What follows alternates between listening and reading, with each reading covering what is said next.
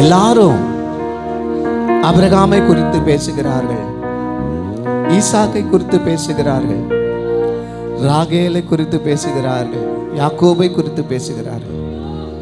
ஆனா ஒருவருமே லேயாளை குறித்து பேசுகிறதே இல்லை. அல்லேலூயா. யாருமே லேயாளை குறித்து பேசவே இல்லை. ஏன்னா லேயாள் கூச்ச பார்வையுடையவளாயிருந்தாள். அல்லேலூயா. ஆனா பைபிள் சேஸ், ஆதியாகமம் 29ஆம் அதிகாரத்தில் வாசிக்கும் பொழுது, லேயாள் அற்பமாய் எண்ணப்பட்டாள் என்பதை கர்த்தர் கண்டு. அல்லேலூயா. கர்த்தர் கண்டு, என் சிறுமையை கண்ணோக்கி பார்த்தவர். அல்லேலூயா. கர்த்தர் கண்டு, லேயாள் அற்பமாய் எண்ணப்பட்டாள் என்பதை கர்த்தர் கண்டு. நான் சொல்றது எத்தனை பேருக்கு புரியுது? நான் அற்பமாய் எண்ணப்பட்டதை கர்த்தர் கண்டு, நான் சிறுமைப்பட்ட நாட்களிலே கர்த்தர் என்னை கண்டு, என்னை எல்லாரும் ஒழுக்கின நேரத்தில் கர்த்தர் என்னை கண்டு, என்னை எல்லாரும் உதாசீனப்படுத்தின நேரத்தில் கர்த்தர் என்னை கண்டு, என்னை எல்லாரும் ஏளனமாய் பேசின நாட்களிலே கர்த்தர் என்னை கண்டு.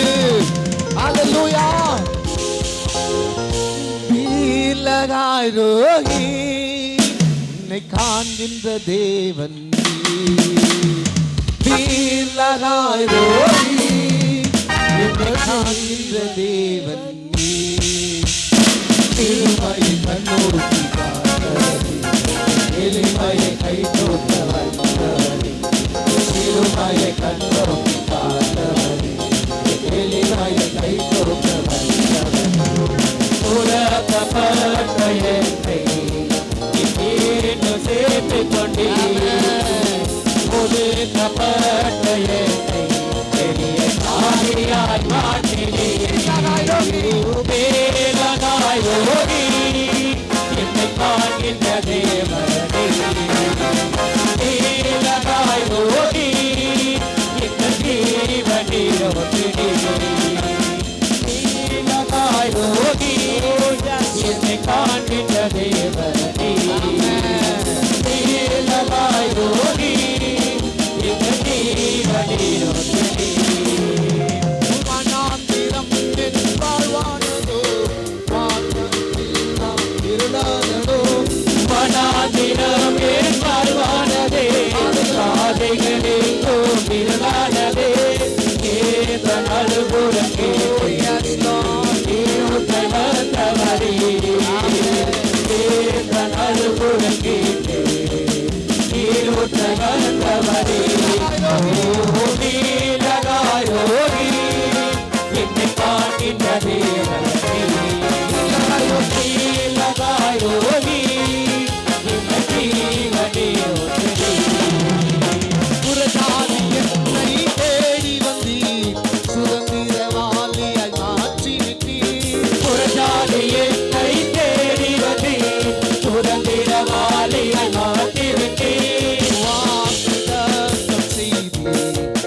சொன்னதை நிறைவேற்றி நீ வானிலகம் செய்து சொன்னதை நிறைவேற்றி நீ.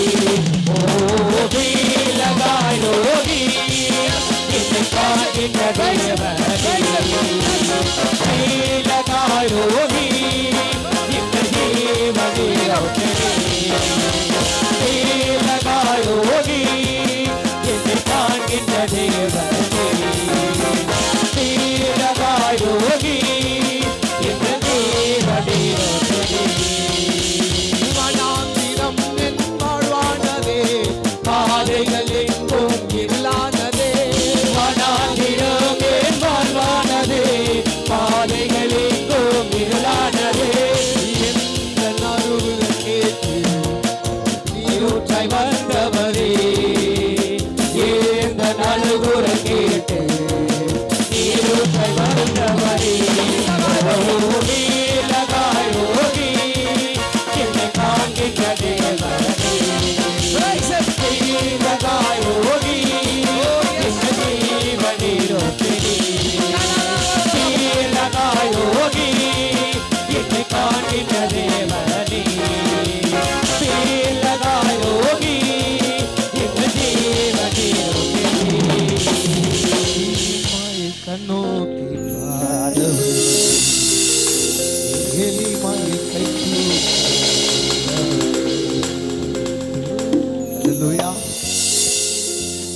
அவங்களுடைய கனவை